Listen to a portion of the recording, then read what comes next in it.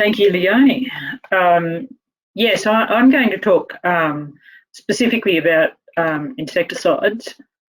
We have, as Rachel mentioned, fall armyworm is new to Australia, but we haven't found it in New South Wales yet. So all of this work around pesticides in terms of New South Wales is in preparation, so that if it does turn up, then we're prepared and we can treat it.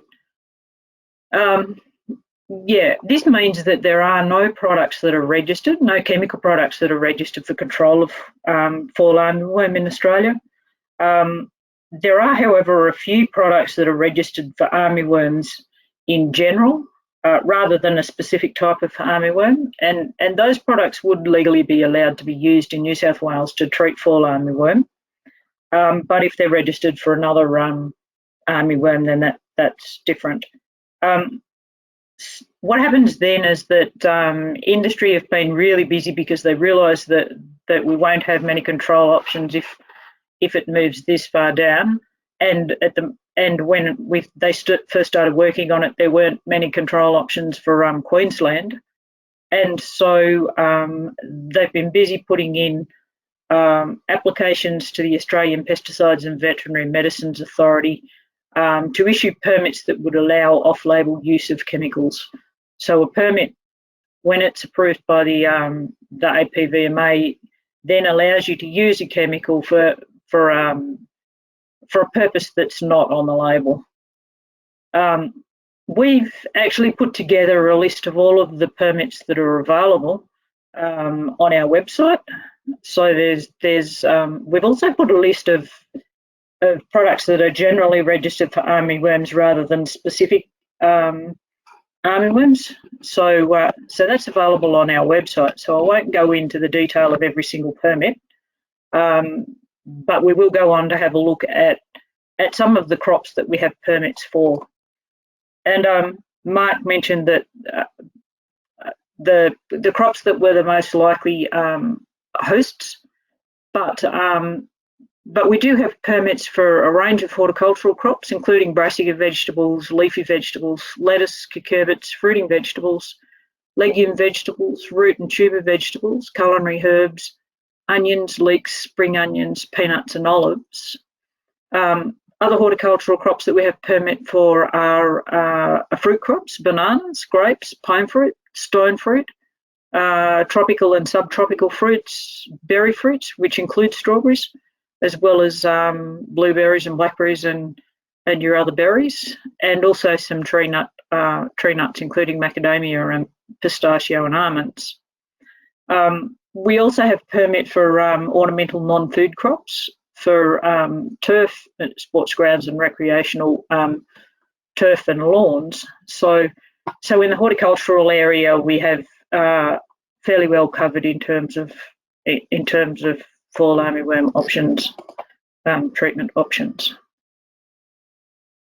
We've also, Mark also mentioned that some of our broadacre crops are most susceptible to severe damage from fall armyworm, and particularly our summer growing crops.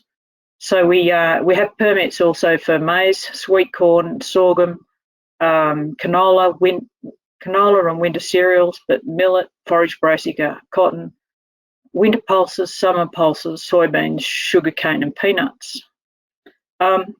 There are also a few others which haven't been finalised by the APVMA yet that are still in the pipeline, and those are non-food nursery stock, rice, citrus, pasture and sunflowers. So we can look forward to seeing permits for some of those in the future.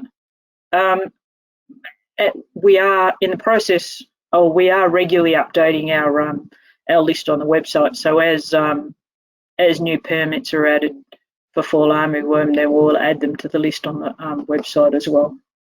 So we'll try and keep that. We'll keep that as up to date as we can. You can also search permits for fall armyworm on the APVMA permit search on their website. So you've got two options there, and they keep theirs up to date as well. The other thing that I guess is important is as the actual chemicals that are permitted.